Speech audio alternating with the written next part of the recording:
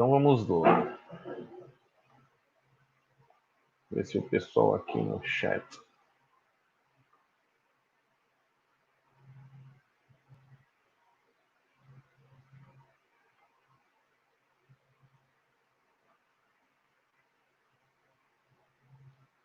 Deixa eu só ver aqui e colocar aqui para vocês o material, né?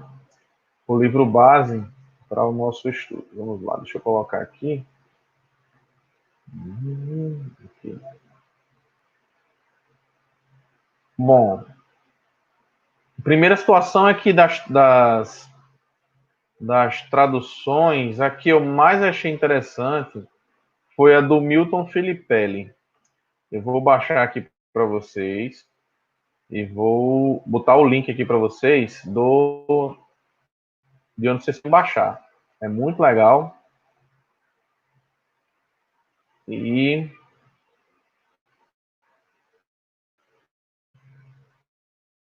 nos dá uma ideia boa aí do que realmente Kardec tentou falar. Eu gosto muito dessa tradução. Então, quem quiser utilizá-la, fique à vontade. Vou pegar aqui e colocar em tela cheia. Ctrl L.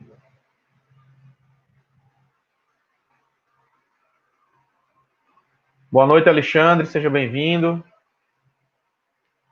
Daqui a pouquinho nós vamos começar com as nossas apresentações. Isso. Deixa eu só colocar aqui para vocês. Bom, essa é a tradução que eu acho a mais interessante, né? Claro, como dizia o meu professor, tem um professor de filosofia que dizia o seguinte, ele é professor de Kant, né? A especialidade dele era Kant. Ele dizia o seguinte, que se você vai estudar um filósofo, se você vai estudar uma ideia de um determinado filósofo, você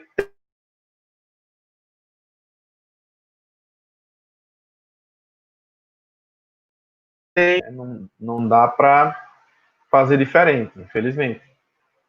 Né? Então, quem souber e quem puder aprender inglês para estudar Kardec é o ideal. Né? Uma coisa é você ler Kant em alemão, a outra coisa é você ler Kant numa tradução para o português. Menos ruim é você ler Kant em inglês e assim por diante. Então, quando você pega a obra de Kardec e consegue ler no original, é outra coisa. Tá? E aí, a gente que não lê no original, a gente sai procurando aí a melhor tradução, né? A tradução com menos incoerências e erros. Claro que toda tradução vai trazer, em alguma medida, erros. A melhor tradução é aquela que comete mais, pode até cometer erros, né? Mas não comete erros de propositais, né? Modificando propositalmente ali uma ideia, uma expressão, as coisas do tipo. Mas toda tradução a gente perde muito, beleza? Então eu coloquei para vocês aí no chat essa tradução aí do Milton Filipelli, ok?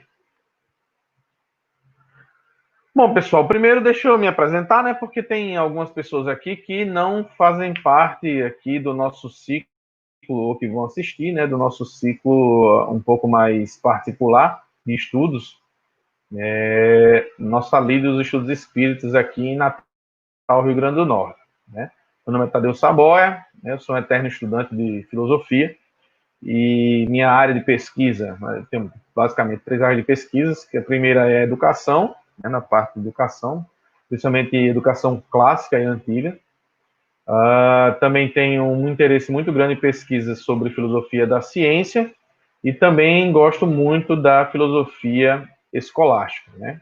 Então, essas 3 áreas aí me chamam bastante a atenção e eu gosto muito de estudá-las. Além de ter um interesse particular para a questão da literatura, eu gosto muito de literatura também. Então, aqui em Natal, nós desenvolvemos palestras em alguns centros, temos alguns estudos continuados, digamos assim, em alguns centros também. E o interessante é que a gente não pode perder aí essa vontade de transmitir aí as informações. A primeira situação, né, são as características desse curso. Esse curso, ele tem algumas características importantes. A primeira delas é que a gente buscou, principalmente, a gente busca sempre, pelo menos para mim, nos meus estudos, nas minhas palestras, nos meus cursos, é sempre uma questão de fidelidade, coerência doutrinária, né, com a obra codificada de Kardec. Não por uma questão de fanatismo, nada disso, é apenas uma questão de uma postura filosófica de paradigma, né? Toda ciência tem um paradigma, ou seja, tem um fiel da balança, tem uma referência, tem uma base. E essa base, e a base para a doutrina espírita é a codificação de Kardec. Então, não tem como a gente fugir disso. Então, nossos cursos, as nossas palestras, a minha cosmovisão, ela é toda pautada na obra kardeciana, né? Kardec até tem um artigo falando sobre a ortodoxia espírita, né? A ortodoxia não no sentido moderno da palavra, mas no sentido de doutrina certa, né? Doutrina coerente, doutrina que tenha uma certa conexão entre as partes, que elas fiquem ali girando de forma coesa, né? Então, a obra de Kardec, ela é assim, em relação ao doutrina espírita. Então, nós vamos visar aqui sempre o paradigma espírita como uma referência. Mas, pelo amor de Deus, não confundam paradigma científico, referência, com algum tipo de fanatismo xiita que venha a atrapalhar a nossa visão das coisas. Não. É simplesmente um ponto de referência onde você vai orientar sua visão, toda a sua pesquisa, toda a sua opinião. O que significa isso? Significa que toda vez que aparecer qualquer uma outra opinião em relação a qualquer tema sobre a doutrina espírita, não é que a gente vai descartar imediatamente, a gente vai jogar fora, a gente vai ignorar aquilo, não.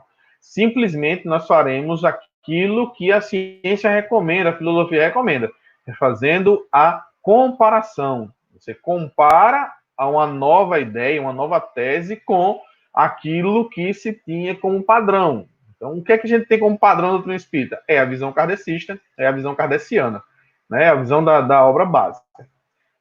E o que é que a gente faz? A gente pega essa teoria, compara. Se a teoria passar, se estiver de acordo com a codificação, beleza. Se não estiver de acordo, nós passamos para um outro nível de análise. Qual é esse nível de análise?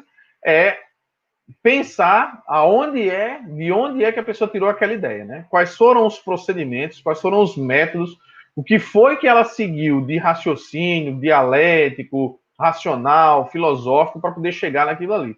E aí ela vai ter que demonstrar que ela tem uma força maior, uma força científica, uma força filosófica, uma força racional, uma força analítica, do que o que Kardec fez com o controle universal do ensino dos espíritos, que é o método principal onde Kardec estabeleceu ali os princípios da doutrina espírita. Então é isso que a gente faz, a gente compara, comparando está ok, a gente admite. Não está ok, é contraditório, então o que você vai fazer, você vai analisar. Se o cara chegou naquela tese dele, que é contraditória à tese de Kardec, e ele consegue superar Kardec em toda a sua metodologia, em todos os seus critérios de avaliação e validação daquela ideia, aí a gente pode muito bem considerar essa outra tese, essa tese mais nova.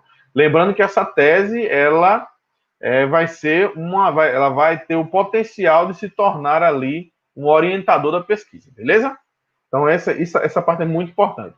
É paradigma kardeciano, é a referência kardeciana, mas a análise tranquila, né, nada fanático, mas análise tranquila de qualquer outra teoria, opinião e assim por diante. Ok? Então, isso que vai nortear aí o nosso estudo sobre o Espiritismo. Seja bem-vinda, Cíntia Barbosa. Então, como vai ficar gravado, então eu vou continuar aqui. Eu tenho um outro princípio básico aí, uma outra norma no nosso curso, é o seguinte: não pode terminar a aula, não pode terminar a exposição aqui com alguém tendo dúvida, certo? Então é um compromisso sagrado que a gente tem que ter de não ficar dúvidas, ou seja, É a interação. Eu vou falar algumas coisas aqui, e aí, que for surgindo dúvidas, pode acrescentar qualquer coisa, pode reclamar, pode discordar. Mas lembrando que até para discordar é preciso entender. Né? Então não pode não entender. Pode até discordar, pode brigar aí comigo, pode fazer o que quiser. Só não pode não entender. E não entendendo, por favor, não levem para casa, não vão dormir com isso, vão ter pesadelo. Eu estou avisando. Se sair com dúvida, vai ter pesadelo com as dúvidas, vai ter aí vai ficar mal aí com essa dúvida. Não fiquem com dúvidas, coloquem ela para fora, expressem a dúvida aqui, que a gente tem o maior prazer, eu tenho o maior prazer do mundo em responder, tá certo? Então, esse compromisso que nós ficamos aí, quem já fez alguns cursos, já estuda comigo, já sabe, né, que para mim, é a maior frustração de alguém que tá expondo alguma coisa, de um professor, de um expositor, alguma coisa, é quando as pessoas não perguntam e não interagem. É triste, eu fico doente quando alguém não pergunta alguma coisa, reclama, não me esculhamba, não fala alguma coisa. Então, beleza. Então, vamos ter esse compromisso de não, de forma nenhuma aqui, sair com dúvida, ok? Por quê, né? A gente pode continuar aqui dizendo o seguinte: por que é que a gente tem a necessidade de estudar a doutrina espírita? Não, assim, como assim estudar a doutrina espírita? Nós não já temos, né? Os estudos chamados da doutrina espírita, nós temos os cursos aí, curso de passe, curso de tudo no mundo, na casa espírita, a gente tem cursos, as evangelizações e assim por diante. Então, qual é a necessidade de um outro estudo, de um novo estudo, ou seja o que for? Primeiro que, se você for analisar o movimento espírita de uma forma geral, nós somos praticamente analfabetos em relação à doutrina espírita. Né? Nós somos analfabetos. Se você fizer uma enquete aí sobre os princípios básicos da doutrina espírita, eu não vou nem... olha só o que eu vou falar. Nós somos tão analfabetos que eu não quero nem fazer uma enquete, não me arriscaria em fazer uma enquete sobre...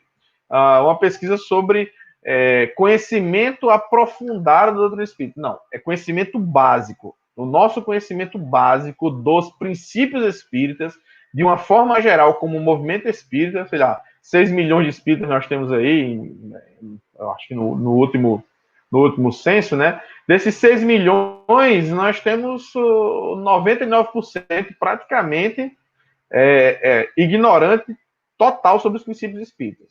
Ou seja, nós temos estudos, nós temos grupos de estudo, nós temos estudo dentro das casas espíritas.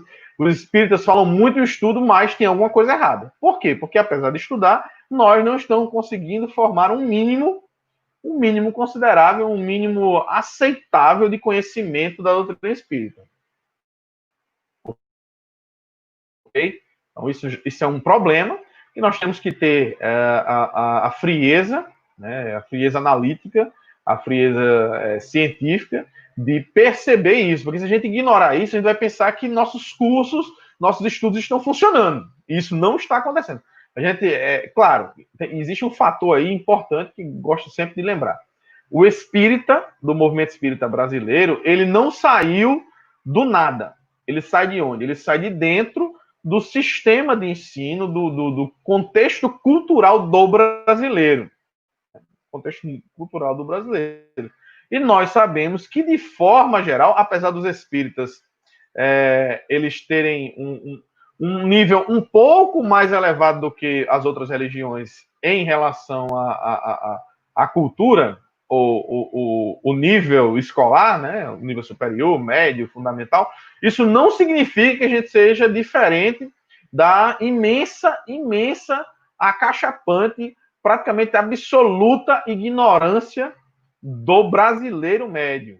Isso não vai fugir. Então, nós brasileiros, nós somos, né? Quem quiser aí fazer uma pesquisa um pouco mais aprofundada, tem um Índice Nacional de Analfabetismo Funcional, o INAF. Né? O INAF é uma desgraça. Não vou nem falar do PISA, né, dos nossos alunos, que são praticamente os últimos lugares aí em educação, não uma educação educação no sentido de quê? De conseguir ler um texto e retirar dali uma ideia, de conseguir fazer uma conta mínima de matemática.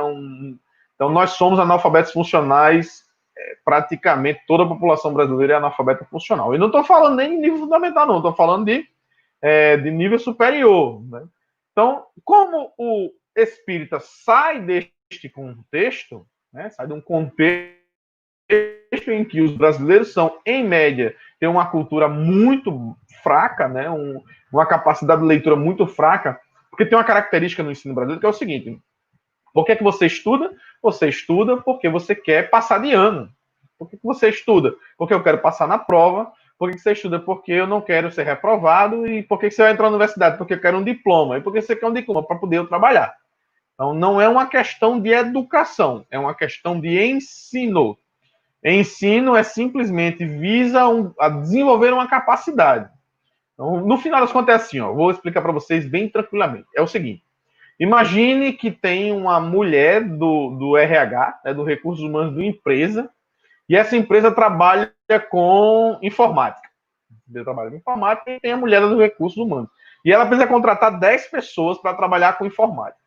Então, o que ela faz? Né? Ela vai dizer assim, ó, ela vai ter que colocar critérios ali. E por quê? Porque se ela não colocar critério nenhum, vai fazer uma fila de 50 mil pessoas para aquele emprego. Então, ela vai ter que ler 50 mil candidatos, vai ter que observar, fazer entrevista. Então, o que ela faz? Ela bota assim, ó, eu preciso de nível superior. Já colocou ali uma barreira. Né? Mas, além de nível superior, eu preciso de nível superior nas seguintes áreas. Né? Desenvolvimento de software, eu preciso de infraestrutura e redes, ela vai, então, ou seja, o que é a ideia do curso superior no Brasil? Não tem nada a ver com conhecimento, não tem nada a ver com cultura, não tem nada a ver com educação. Tem a ver simplesmente de você conseguir passar estas provas de seleção para poder conseguir.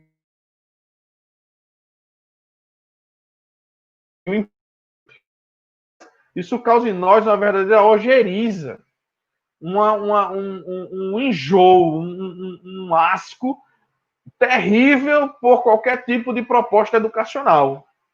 Então, o aluno, olha só que coisa incrível. Nós pegamos um aluno, nós colocamos ele 4 a 5 horas por dia, durante 10 a 12 anos da vida dele. Pega esse aluno, nós gastamos 1/4 do PIB brasileiro para isso, e nós formamos, cara, quando termina o terceiro ano do segundo grau, né, ou termina o ensino médio, o que é que nós temos? Uma pessoa que não sabe ler, não sabe fazer conta e é um analfabeto funcional.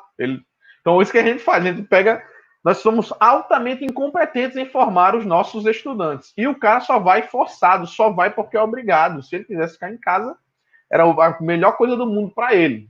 Entendem? Então, de onde é que sai o espírita que vai estudar disso aí? Então, quando ele chega na casa espírita e ele diz assim, ó, eu preciso estudar, não, ou sei lá, o dirigente, alguém, ó, você precisa conhecer a doutrina espírita. Para conhecer a doutrina espírita, você precisa estudar. Quando falou isso, pronto, acabou-se. Virou ali uma tortura você ir para um curso, seja ele qual for, de doutrina espírita, atendimento fraterno, curso de principiante espírita, curso do ERD, curso do mediúnico, tudo isso vira uma etapa de sofrimento terrível, em que o aproveitamento é praticamente nulo, né? Então, é claro que isso está errado, é claro que isso tem alguma coisa errada. Está errado no método, está errado na fonte. Cada setor desse, né, ele traz ali algo de problemático. Então, nós temos falhas nas técnicas, nós temos falhas gravíssimas no material, nas fontes onde esse estudo é executado, nós temos falhas gravíssimas nas pessoas que estão ministrando os cursos, nas pessoas que estão ministrando os estudos, e nós temos também, é óbvio, falha grave nos que estão estudando. Então, a educação clássica, por exemplo, só para ter um exemplo, né? Você tinha que ter 3 fatores fundamentais. Quando você pegava ali um grego, um romano, qualquer desses grandes movimentos educacionais que nos legaram aí Dante Alighieri, que nos legaram tantos grandes homens, né, na literatura. O que é que você tinha ali de característica? Você tinha alguém que queria aprender, que era o estudante, alguém que queria ensinar, que era o mestre, o professor, né? E você tinha no meio ali algo que você ensinava. Você pegar a paideia grega, né? Lá, você pegar o livro chamado A Paideia, de Werner Jäger, né? Quando você pega aquele livro ali, você percebe essas três coisas. Então, hoje nós somos obrigados a estudar. Não existe obrigação, não existe educação quando você é obrigado. Não existe. Não tem condições. Porque quem não quer aprender, quem não quer estudar, se você colocar ele forçado na sala dela, não vai aprender nada. E é esse o retrato da nossa situação. Então, se você pega um espírita e você coloca para o espírita que ele tem que estudar, que ele é obrigado a estudar, ele não vai aprender nada. Ele vai estar de corpo presente, ele vai estar dormindo, mas o espírito dele vai estar longe. Entenderam? Então, é preciso que o espírita, ele abstraia, ele saia daquela ideia de educação, de ensino que ele teve na escola, na universidade, e passe a ter uma outra visão. Que visão é essa? É uma visão de que estudar a doutrina espírita não é aprender técnicas, não é aprender, não é ter simplesmente ferramentas para fazer um trabalho no centro. Não. Estudar a doutrina espírita é uma realização como pessoa, como espírito imortal. Então, e por que isso é importante? É para Jesus? É para o centro espírita? É para quem? Não. É para o seu trabalho na casa espírita? Não. Isso é importante para que você se torne uma pessoa melhor. É a mesma ideia que um grego tinha ao educar o seu filho. E se a gente não colocar isso na cabeça, nós não teremos ideia. Então, muitas pessoas chegam na casa espírita que eu frequento, o pessoal não gosta de estudar. Sim, eles não gostam de estudar, primeiro porque de que forma foi apresentado o estudo para eles, né? Segundo, você tentou levar para ele a importância de estudar de verdade? Não, você não, muito provavelmente não levou. Né? Então, você forçar a pessoa aí, você vai até ter 50, 100 pessoas ali. Mas o índice de aproveitamento daquelas pessoas é praticamente nulo. Não duvidem disso, é praticamente nulo. E por isso a rotatividade, a frequência que fica direto ali, um dia tem 50 pessoas, outro dia tem 2 pessoas e assim por diante. Mas ainda assim, eu prefiro 1000 vezes aqui tenham ali 2 pessoas, que tenham 8 pessoas aqui, que tenham 7, 6, do que ter ali 500 pessoas em que elas não compreenderam o verdadeiro sentido do estudo da doutrina espírita. Então, qual é o verdadeiro sentido da doutrina espírita, do estudo da doutrina espírita? É aprender, compreender e tomar posse desse conhecimento e, ao tomar posse desse conhecimento, se transformar como pessoa. Né? Ao mesmo tempo que você vai compreendendo, que você vai absorvendo aquele conhecimento na sua consciência, você passa a aplicar aquilo e ser uma pessoa melhor. Então, esse é o objetivo da doutrina espírita. E aí a gente chega nessa... Tadeu, por que você escolheu esse livro, O Espiritismo em Sua Expressão Mais Simples? Ora, é exatamente porque nós somos analfabetos, mobral, né? Nós estamos aí no nível lá embaixo de doutrina espírita de conhecimento, e nós precisamos começar pelo quê? Pelo mais básico que tem. Então, qual é o livro mais básico que nós temos em relação à doutrina espírita, seus princípios, seus ensinamentos? Kardec escreveu exatamente para isso, é o livro O Espiritismo em sua mais simples expressão ou em sua expressão mais simples. Então, por isso que nós estamos começando por ele. Porque, a partir do momento que eu consiga entender esses princípios, são 33 itens, mais ou menos, ali, que Kardec coloca, se eu conseguir aprender aquilo ali, se a gente sai desse curso aprendendo item por item, não aprendendo na simples decoreba. Decorar é bom, tá? Vamos tirar essa ideia de que decorar é uma coisa ruim. Se você, eu prefiro 1000 vezes que ao sair do estudo aqui hoje, você decore o item número 1 lá, do que a gente vai, do material aí, o item número 1 dos princípios, passa a semana inteira, quando for da próxima terça-feira, você ter decorado, é muito melhor do que você ter lido 40, 50 páginas de qualquer livro espírita. Só se você tiver decorado aquilo ali. Decorado e refletido sobre isso. Então, aí vai estar o princípio fundante do nosso estudo, que é você conseguir perceber o que está ali escrito e pensar e raciocinar tanto sobre aquilo, destrinchar tanto aquilo, analisar, ou seja, separar, lise e quebra, né? Então você está ali quebrando, separando todos aqueles pontos, e durante a semana você ir colocando aquilo na sua vida, é show de bola. Aí na próxima semana a gente vê um outro item assim por diante, ou 3 itens, 4 itens, o que for dando aqui. Então nós não temos pressa, porque nós vamos trabalhar cada item como se fosse algo vital para nós. Como assim, Tadeu? É simples. É como se você pegasse. Imagine que a gente tem um tesouro e que nós perdemos o mapa. Teremos o mapa, né? Então, eu achei o mapa. Achei o mapa do tesouro. O que é o mapa do tesouro aí para nós que somos espíritas? É a codificação. É a mensagem espírita, são os princípios, são os ensinos espíritas. Isso é um mapa para poder chegar lá. Né? Mas aí eu tenho, primeiro, que percorrer esse mapa, eu tenho que me esforçar para poder chegar até lá. 10 passos depois da bananeira. Você dá 10 passos. Aí, depois de 10 passos, depois da manhã, você dobra a direita. Aí você dá mais 5 passos até chegar na macieira. Aí, mais 6 passos à direita até chegar. E aí você vai caminhando. O que é esse caminhar? É você pegar o mapa, colocar aquele mapa na sua vida, você pegar aquele princípio e colocar, e ir caminhando. Né? E o que é que a gente vai... Chegou no mapa, chegou no local, lá está o tesouro. O que é que a gente precisa? Da chave. O que é essa chave? Essa chave é aquilo que nós muitas vezes não encontramos, não sabemos como é, e através do estudo, dessa interação entre eu que estou aqui falando, você que vai estar participando aí de alguma forma, a gente vai interagindo para achar essa chave que abre esse tesouro. Então, essa é a proposta do estudo. Então, e quem foi que inventou isso? Quem foi que inventou isso foi a antiguidade. A antiguidade sempre estudou assim. Por isso que nós conseguimos ter ali as catedrais góticas, né? Por isso que nós conseguimos chegar a um São Tomás de Aquino, por isso que nós conseguimos chegar a um Sócrates, Platão, Aristóteles, por isso que nós conseguimos chegar ali ao espetáculo de Dante Alighieri na Divina Comédia, por isso que nós, brasileiros, que somos descendentes de português, nós conseguimos chegar a Camões, né? A Machado de Assis. Então, como é que esses caras chegaram nisso? Exatamente porque eles pegaram todos esses ensinos e destrincharam isso, transformaram isso em vida. Eles fizeram com que isso fosse a vida deles. E essa é a proposta que a gente traz para o ensino da doutrina espírita, ok? Então, essa será a filosofia que vai orientar o nosso estudo aqui. E daí vocês percebam a importância da participação de vocês.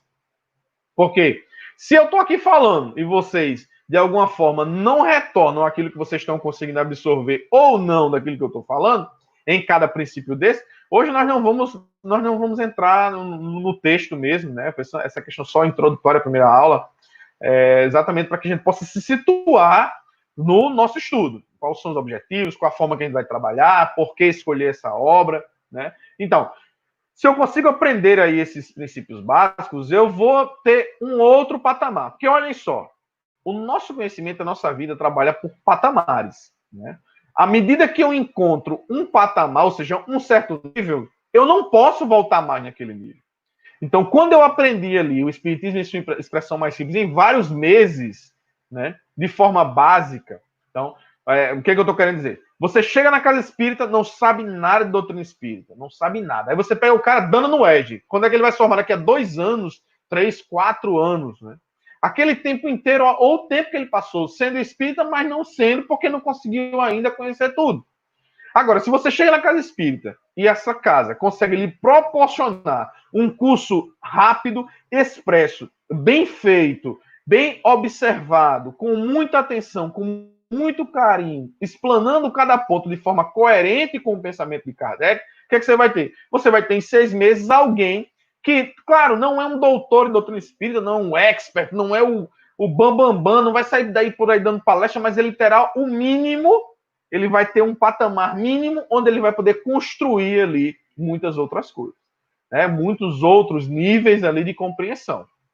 Então, essa é a proposta, é que a gente crie um nível mínimo. Claro, depois a gente pode ir subindo de nível. O que a gente não pode é, terminou o ESG, o cara, chega uma pandemia, ele está com medo de morrer. Ora, você quer um absurdo maior, você quer um teste maior para os nossos espíritas hoje do que a pandemia, onde os espíritas estão com medo debaixo da cama, oh, meu Deus, meus filhos vão morrer. Né? Como assim?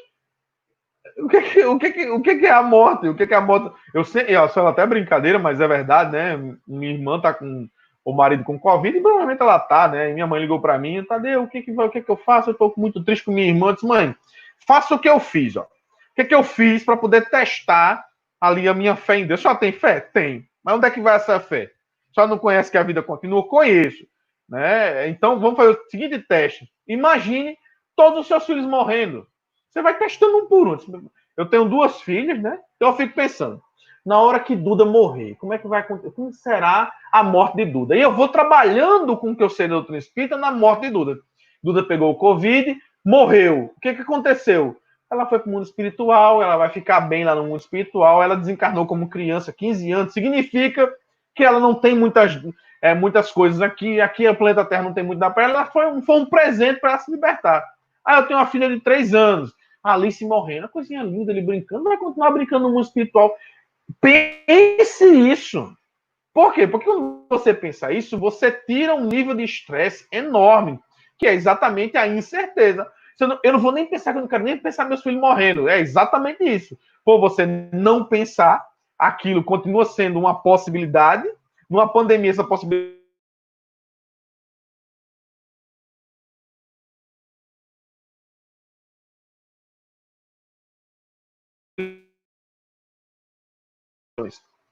beleza? Então, esse é o patamar. Eu tenho um patamar mínimo em que eu não posso descer daquilo ali. Claro, cada um tem uma determinada capacidade, mas descer ao nível de não compreender nada não é possível. Né? Claro que só se a pessoa tiver aí muita má vontade ou tiver uma capacidade de absorção muito ruim, o que eu tenho certeza que a maioria de nós não tem. Tem uma capacidade boa aí para a gente caminhar, beleza?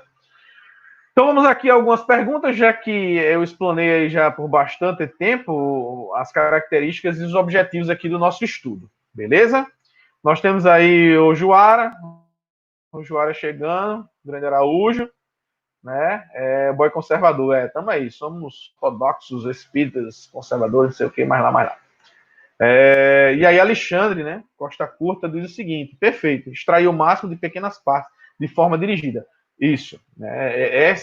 Essa é a proposta. É que a gente, de pequenos passos, a gente consiga andar daqui para ali, mas eu andei só 1 metro de uma caminhada de 20 quilômetros. Mas esse metro que eu andei foi sobre o solo firme. Eu sei o que eu fiz. Né? E aí o próximo passo eu vou dando, os outros passos eu vou dando ali de forma firme, segura, coerente. É muito. Olha, eu prefiro 1000 vezes, como eu falei, que a pessoa aprenda um item só, mas aquilo seja tão aprendido de forma tão perfeita, ou tão forte, de tal forma introjetada, absorvida pela consciência da pessoa, de que ela não consiga agir amanhã sem que aquilo seja um norte do comportamento dela. É mais vale isso aí do que você ler todos os 20 e poucos livros da codificação, né?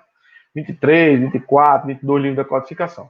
É muito melhor que você tenha essa noção de um item do que você ter todo esse item de forma, todos essas informações da codificação, revista espírita, tudão na sua cabeça, e aquilo ali ser apenas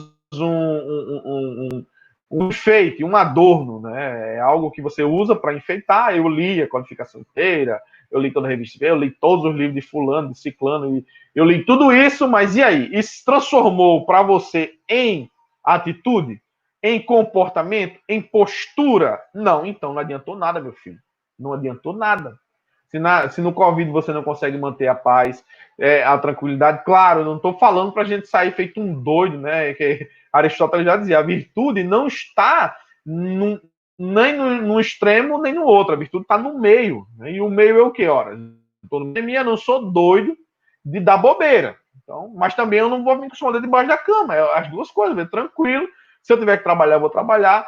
Vou me precaver, eu sou policial militar. Então não tem como muitas vezes escolher aí se eu vou trabalhar ou não.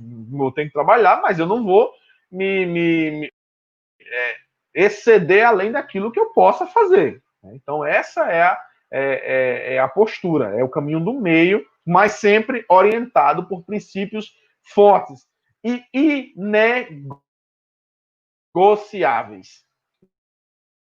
Os princípios espíritas são inegociáveis. Não tem negociação. Ou seja, você tem que usar aquilo como um parâmetro rígido do seu comportamento. Claro, no dia que a gente conseguir chegar a isso, nós passaremos para um mundo superior. Não vamos nem passar para o mundo de regeneração. Se você pegar todos os princípios espíritas e aplicar na sua vida de forma coerente, de forma sensata, você já pulou, já vai conseguir ser um espírito bom aí, de bom para superior, e você vai-se embora. até lá, o nosso caminho é se esforçando para cada dia tentar conectar esses princípios com com o nosso dia a dia, beleza? Lúcia, nos tirar a estagnação ocasionando uma mudança comportamental no provável estudante, né? Então, exatamente. A gente tem um ditado que a gente diz, né, que aqui no meio policial militar, que a gente fala o seguinte, ó, o dia a dia, né, o costume é o que mata o policial, né? Por quê? Porque na medida que você vai baixando o seu nível de atenção, porque todo dia você faz a mesma coisa, aí você vai ali correndo mais riscos, você deixa de ser uma pessoa que está atenta às coisas, né? Então, o estudo é da mesma forma. Se a gente for ver o que é um filósofo na atividade, né, que é um estudante a vida toda, é que ele não perdeu a capacidade de se surpreender, né, de ficar inquieto com as coisas. Quando Jesus Cristo, olha as criancinhas, né, porque delas, por que as criancinhas têm o reino de Deus? Pela sua capacidade, dentre muitas outras coisas, pela sua capacidade de estar constantemente se surpreendendo com a vida. Cada dia é uma surpresa. Então, quando a Alice acha que ao abrir a porta vai ter um mundo de surpresa ali, então ela vai estar sempre aberta a conhecimentos, a possibilidades. Nós não, nós vamos envelhecendo, a gente vai perdendo essa capacidade, vai ficando tudo meio que morgado ali, né? Meio que aceitando as condições e vamos parando de nos surpreender. Então, se a doutrina espírita não nos surpreende a cada lida que você dá nela de emoção e de descoberta, então, na verdade, você está lendo errado, você não compreendeu. Porque é impossível ler a obra de Kardec, por exemplo, sem o tempo inteiro ficar, meu Deus, isso é uma coisa incrível. Isso é maravilhoso. Como é que pode uma pessoa dizer isso? Erasto falou uma coisa, você, meu pai do céu, que coisa! São Luís do mesmo jeito. Então, a gente está o tempo inteiro se surpreendendo. Então, muitas vezes, a pessoa que está aqui desse lado, orientando e ajudando num curso, ela só vai, a função dela não é nada. É simplesmente ficar mostrando de forma, como eu faço com a Alice. Olha, Alice, olha ali um elefante no céu, que desenhado na nuvem. Ai, que legal. Então, da mesma forma, olha o que Kardec disse aqui. Olha quantas coisas tem aqui para a gente descobrir. Então, o trabalho do que eu imagino que seja, né, a paideia, né, a paideia é aquele que encaminha o estudante. Educação significa ex-ducare, né? Ex-ducare é ex fora, né? Educare é conduzir para fora. É sair da nossa condição de espírita morgado para um espírita que se surpreende e vai buscar. Né? E vai, caramba, eu quero ver outro. Cadê eu com essa fonte, né? Eu estava até falando com a Lúcia aí. Ela foi buscar um monte de fontes sobre um monte de coisa. É isso mesmo. É essa situação, essa surpresa, esse deslumbre com as revelações que a doutrina espírita nos traz é que faz o nosso conhecimento. Isso. Lúcia, a gente perdeu muito isso, tá? Esse é bom lembrar que esse conhecimento, habilidade e atitude, né? Ela foi meio que se perdendo na nossa cultura. Por exemplo, você não exige que o seu professor de, sei lá, filosofia da ciência, filosofia da religião, ou sei lá, o padre de ensino religioso, ou a pessoa que dá ensino, que ela tenha um comportamento moral coerente. A gente não exige isso. Mas isso na antiguidade era completamente impensável. Você jamais daria o seu filho para ser educado por qualquer pessoa. O cara tinha que ter um cabedal de atitudes nobres, não só de conhecimento. O cara tem o maior conhecimento do mundo, mas se ele não tem comportamento, ou seja, se esse conhecimento não se transforma de alguma forma em atitude, né, então não serve. O cara é o que a gente chama de hipócrita. Eu tive professor na universidade de filosofia que o cara dizia assim, vou dar aula para vocês aqui de filosofia da religião, mas eu sou ateu. Meu irmão, tudo bem, você pode ser um grande professor estudioso de religião, mas, cara, você não vai chegar no cerne do que é a religião. Porque você não vai sentir o que é a revelação religiosa, o contato com a espiritualidade. Não, por exemplo, você pegar um médium, meu filho, o que foi que você sentiu ao receber esse espírito, teu anjo da guarda? Cara, ele pode ser o maior literato do mundo. Ele não vai conseguir expressar de forma correta, ou pelo menos absoluta, ou minimamente aceitável, todas as emoções que ele sentiu. Porque aquilo que ele sentiu, as palavras não têm condições de falar. Agora, se eu olho o médium recebendo o espírito, piorou. Aí é que eu não consigo mesmo expressar o que é a emoção de uma experiência com a espiritualidade. Então, essa questão de conhecimento e habilidade praticada, né, em atitude, ela é inegociável. O conhecimento, principalmente espírita, conhecimento espírita tem que estar atrelado sempre à habilidade. Mas olha só, eu não acho que as pessoas, os espíritas, não agem de forma espírita muitas vezes porque elas são fracas.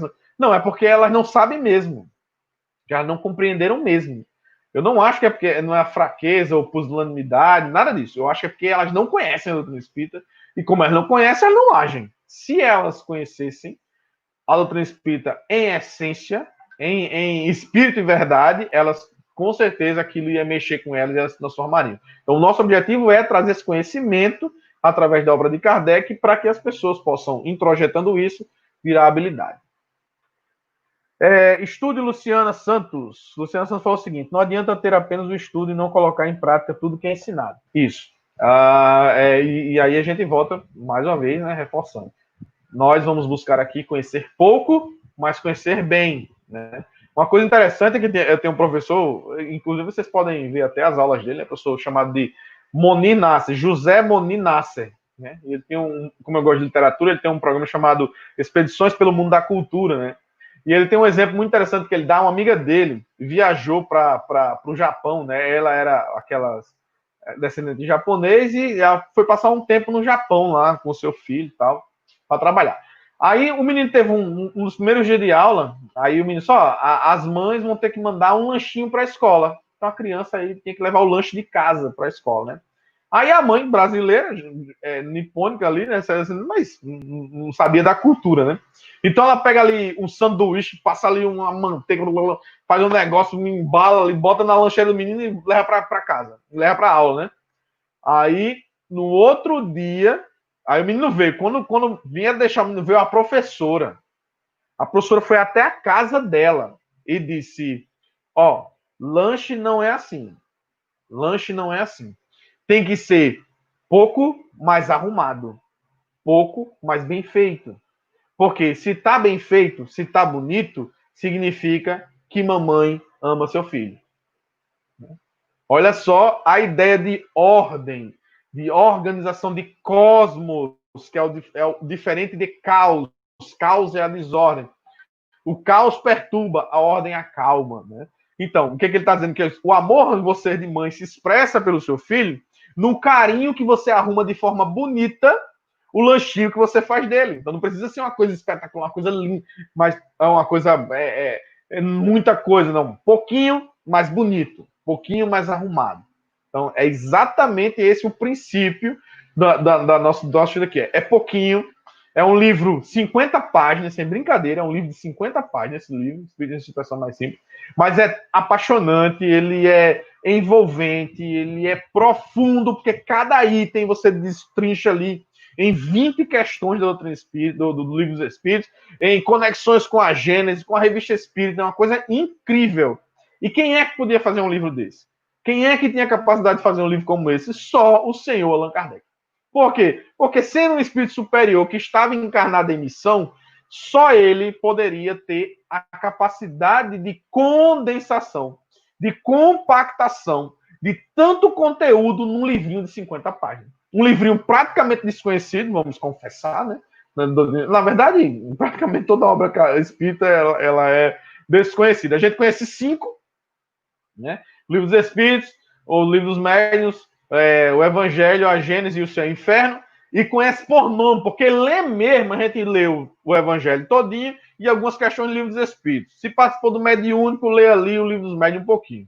Mas conhecer os 20 e tantos livros de Kardec que são a codificação, e aí, meu amigo, já é um pensamento praticamente extraterrestre da doutrina espírita.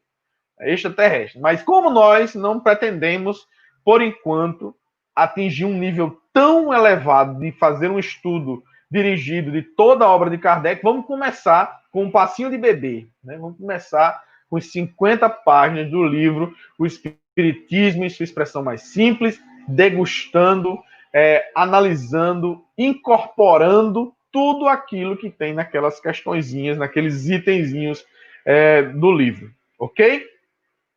Mais alguém tem alguma pergunta, alguma dúvida, algum questionamento?